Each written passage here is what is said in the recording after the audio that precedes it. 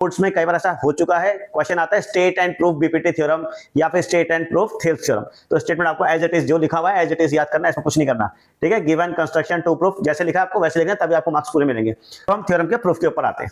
सबसे पहले हम क्या करेंगे, हम ट्राइंगल लेंगे ADE। अगर आप एरिया ऑफ ट्राइंगल ADE अगर आप देखोगे और एरिया ऑफ ट्राइंगल BDE अगर आप देखो, तो इन दोनों ट्राइंगल्स में ट्राइंगल के एरिया का फॉर्मूला क्या होता है, हाफ बेस इनटू हाइट। तो ADE ट्राइंगल में अगर मैं AD को बेस मान लूं तो परपेंडिकुलर जो मेरा क्या होगा, EM। परपेंडिकुलर हमेशा वो होता है जो बेस के ऊपर आ रहा है, ठीक है। बेस के ऊपर 90 डिग्री एंगल बना रहा है, तो बेस हम किसको लेंगे, AD को, और परपेंडिकुलर किसको लेंगे हम, परपेंडिकुलर लेंगे हम EM को, ठीक है। इस बात का ध्यान रखना है। तो फॉर्मूला होता है हाफ बेस इनटू हाइट। तो ADE ट्राइंगल के लिए हाफ बेस हमने क्या बताया आपको, AD, एंड हाइट जो है वो क्या होगी, परपेंडिकुलर विच इज EM। इसी तरह से आप अगर नेक्स्ट उसमें देखोगे, नीचे जो ट्राइंगल है BDE कौन सा ट्राइंगल है, इसको थोड़ा सा ध्यान से देखते हैं हम लोग। BDE ट्राइंगल है ये वाला, ये जो मैंने शेड कर दिया। इस ट्राइंगल को अगर आप देखोगे तो इस ट्राइंगल को अगर मैं यहां पे अलग से बना दूं, BDE ट्राइंगल को अगर मैं यहां पे ड्रॉ करता हूं, तो ये जो ट्राइंगल होता है, ये अगर आप ट्राइंगल देखोगे तो ये जो ट्राइंगल है कैसा है, ऑब्ट्यूज एंगल ट्राइंगल। और ऑब्ट्यूज एंगल ट्राइंगल में अभी आप देख रहे होंगे BDE ट्राइंगल में अगर मैं फॉर्म लगाऊंगा हाफ बेस इनटू हाइट का, तो BDE ट्राइंगल के अंदर तो परपेंडिकुलर है ही नहीं।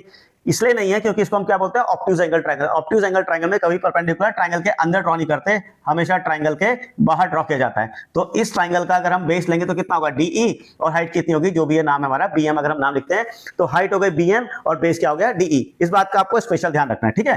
तो इसी बात का ध्यान रखते हुए अगर हम इस पर अप्लाई करते हैं तो हमारा जो बेस है वो कितना हो जाएगा, हमारा बेस हो जाएगा BD, और हमारे लिए परपेंडिकुलर क्या रहेगा, EM जो है, ये शेडेड ट्राइंगल के लिए क्या रहेगा, परपेंडिकुलर EM। हाफ से हाफ कैंसिल आउट हो गया, EM से EM कैंसिल आउट हो गया, तो ये आ गया AD अपॉन BD,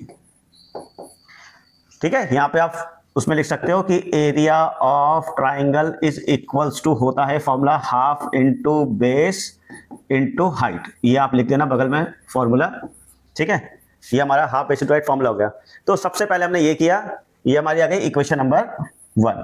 अब इसी तरह से हमें क्या करना है, हमें दोबारा से ADE ट्राइंगल लेना, लेकिन किस साइड से, हमें राइट साइड से देखना है। यहां से अगर बेस, अगर आप AE को अगर आप बेस देखते हो, AE को अगर आप बेस देखोगे तो मेरा परपेंडिकुलर जो आपकी बार क्या आ जाएगा, DN आ जाएगा, ठीक है। तो फिर दोबारा हम लिखते हैं area of triangle ADE upon area of triangle DEC।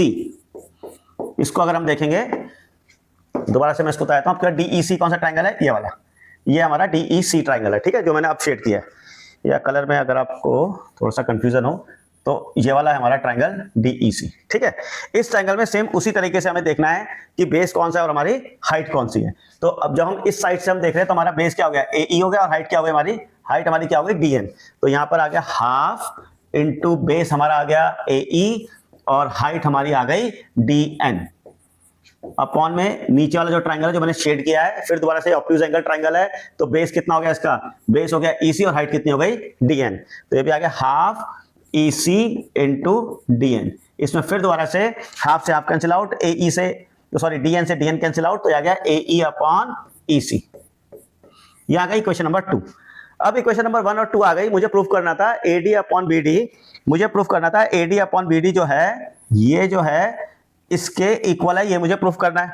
तो अगर मैं किसी तरह से ये प्रूफ कर दूं, किसी तरह से मैं प्रूफ कर दूं कि जो ये वाला जो ट्राइंगल है और ये जो ट्राइंगल है, ये दोनों ट्राइंगल्स का अगर एरिया इक्वल होगा, न्यूमरेटर तो आप देख रहे हो दोनों का इक्वल है, अगर डिनोमिनेटर में इक्वल कर दूं तो मेरी ये वाला जो रेशियो है मेरा इक्वल प्रूफ हो जाएगा।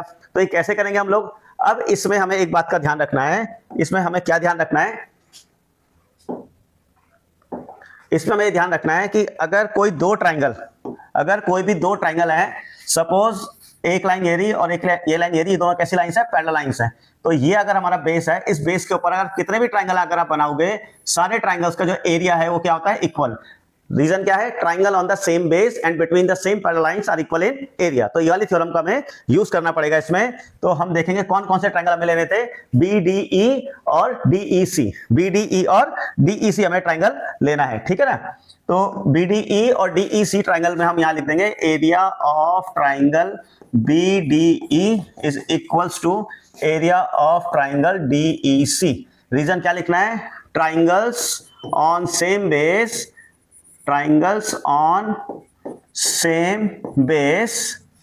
हाँ, तो हमारा बेस क्या है ट्राइंगल का, दोनों का, हमारा ट्राइंगल्स के दोनों का बेस जो है वो है DE। अगर आप देखो डायग्राम में DE ट्राइंगल के DE बेस के ऊपर एक ट्राइंगल DEC बन रहा है और एक DE के ऊपर कौन सा बन रहा है, DEB बन रहा है। तो DEC और DEB जो ट्राइंगल है ये दोनों का एरिया क्या हो जाएगा, इक्वल, और बेस हमारा क्या था, DE। तो लिखेंगे triangles on same base that is DE and between same parallel lines, between same parallel lines are equal in area, are equal in area। ठीक है, ये हमारा इसका रीजन हो गया। लाइंस पैरेलल हैं कौन कौन सी, तो आप डायग्राम में देखोगे DE जो लाइन है वो पैरेलल है किसके, BC के, ये भी लिखना जरूरी है। तो ये आ गई हमारी इक्वेशन नंबर 3। अब हम लिख सकते हैं यूजिंग इक्वेशन या from equation 1, 2 and 3, from equation 1, 2 and 3। 1, 2 and 3 में हमें क्या करना था, हमें दोनों की लेफ्ट साइड इक्वल प्रूफ करनी थी। दोनों की लेफ्ट साइड इक्वल हमने प्रूफ कर दी, तो दोनों की राइट साइड भी क्या हो जाएगी, इक्वल। ADE, ये जो ADE है और ये ADE तो सेम ही है। BDE और DEC मैंने अगले अपने नेक्स्ट स्लाइड में हमने प्रूफ कर दिया, तो दोनों की राइट हैंड साइड भी क्या आ जाएगी, इक्वल। तो AD अपॉन BD जो है वो AE अपॉन CE के इक्वल आ जाएगा। तो ये आ जाएगा फ्रॉम 1, 2 एंड 3 हम बोल सकते हैं AD upon DB is equals to AE upon EC। ये आपकी हो गई BPT थ्योरम या फिर थेल्स थ्योरम, ठीक है।